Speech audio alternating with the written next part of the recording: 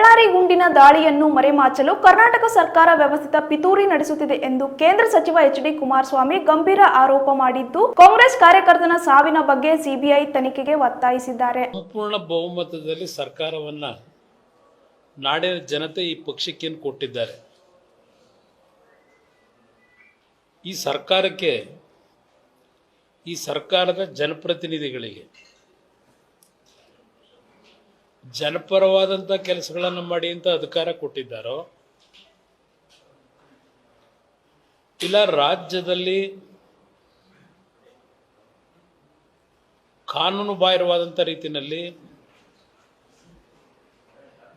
ಅನಾಗರಿಕ ರೀತಿಯ ವರ್ತನೆಯನ್ನು ಮತ್ತು ಜನಸಾಮಾನ್ಯರಲ್ಲಿ ಭಯಭೀತಿಯನ್ನು ಉಂಟಿಸ್ತಕ್ಕಂಥ ವಾತಾವರಣ ನಿರ್ಮಾಣ ಮಾಡಲಿಕ್ಕೆ ಈ ಜನಪ್ರತಿನಿಧಿಗಳಿಗೆ ಅಧಿಕಾರ ಕೊಟ್ಟಿದ್ದಾರೆ. ಹಲವಾರು ಪ್ರಕರಣಗಳು ಪ್ರತಿನಿತ್ಯ ಸರ್ಕಾರದಲ್ಲಿ ಒಂದಲ್ಲ ಒಂದು ರೀತಿ ಈ ಸರ್ಕಾರದ ನಿಷ್ಕ್ರಿಯತೆಯೋ ಇಲ್ಲ ಈ ಸರ್ಕಾರಕ್ಕೆ ಸಾಮರ್ಥ್ಯ ಇರ್ತಕ್ಕಂಥ ಮುಖ್ಯಮಂತ್ರಿ ಇದ್ದಾರೋ ಅಂತಕ್ಕಂಥ ಅನುಮಾನಗಳಿಗೆ ಹಲವಾರು ಉದಾಹರಣೆಗಳನ್ನು ಕೊಡಬಹುದಿಲ್ಲ. ಅದರಲ್ಲಿ ಇತ್ತೀಚೆಗೆ ಕಳೆದ ಹೊಸ ವರ್ಷದ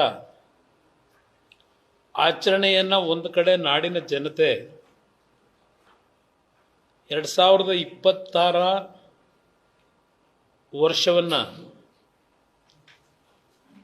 ಅತ್ಯಂತ ಉತ್ಸುಕತೆಯಿಂದ ಬರಮಾಡ್ಕೊಂಡಿರ್ತಕ್ಕಂಥದ್ದೇನಿದೆ ನಾಡಿನ ಜನತೆ, ಇಂಥ ಒಂದು ಹೊಸ ವರ್ಷದ ದಿನಕ್ಕೆ ನಾವು ಕಾಲಿಡ್ತಕ್ಕಂಥ ದಿನ 1ನೇ ತಾರೀಕಿನಂದು ಬಳ್ಳಾರಿ ಜಿಲ್ಲೆಯಲ್ಲಿ ನಡೆದಿರ್ತಕ್ಕಂಥ ಒಂದು ಘಟನೆ. ನಗರದಲ್ಲಿ ನಾನು ಕಳೆದ 3-4 ದಿನಗಳಿಂದ ರಾಜ್ಯದ ಮುಖ್ಯಮಂತ್ರಿಗಳು, ಉಪಮುಖ್ಯಮಂತ್ರಿಗಳು, ಗೃಹ ಸಚಿವರು, ಹಲವಾರು ಮಂತ್ರಿಗಳು ಕೊಟ್ಟಿರ್ತಕ್ಕಂಥ ಹೇಳಿಕೆಗಳನ್ನು ಮತ್ತು ವಿರೋಧ ಪಕ್ಷದ ನಮ್ಮ ಮೈತ್ರಿ ಪಕ್ಷದ ಸ್ನೇಹಿತರುಗಳು ಕೊಟ್ಟಿರ್ತಕ್ಕಂಥ ಹೇಳಿಕೆಗಳು, ಸ್ಥಳ ಪರಿಶೀಲನೆ ಮಾಡಿ ಸ್ಥಳದಲ್ಲಿ ಮಾಹಿತಿಗಳನ್ನು ಸಂಗ್ರಹ ಮಾಡಿ ಮಾಧ್ಯಮದ ಸ್ನೇಹಿತರ ಮುಂದೆ ಅವರವರದೇ ಆದಂಥ ಭಾವನೆಗಳನ್ನು ಇಟ್ಟಿದ್ದಾರೆ.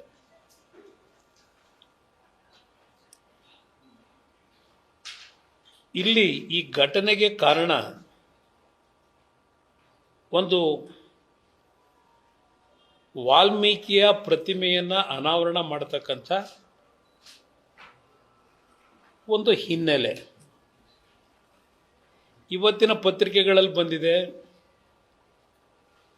ಈ ಒಂದು ವಾಲ್ಮೀಕಿ ಪ್ರತಿಮೆಯನ್ನು ಅನಾವರಣ ಮಾಡಲಿಕ್ಕೆ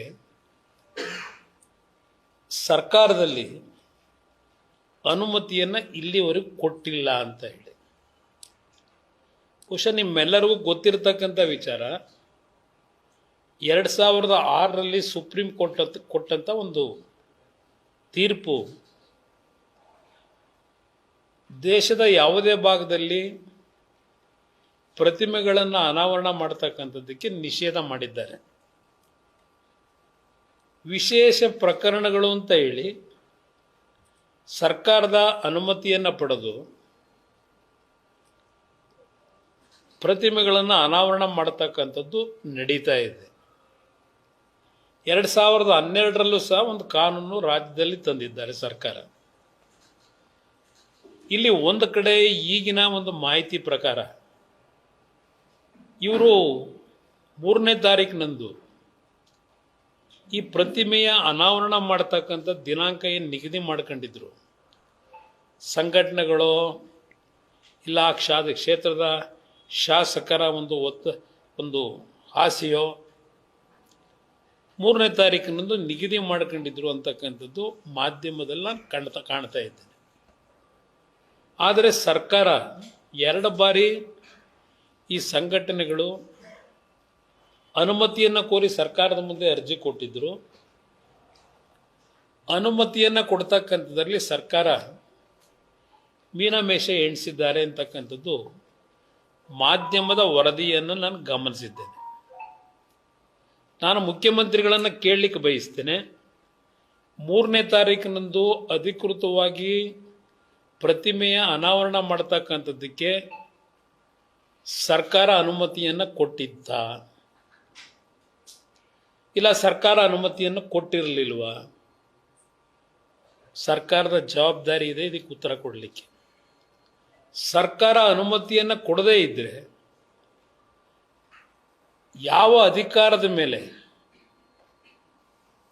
ಯಾರು ಈ ಪ್ರತಿಮೆಯನ್ನು ಅನಾವರಣ ಮಾಡಲಿಕ್ಕೆ ಹೋದರು?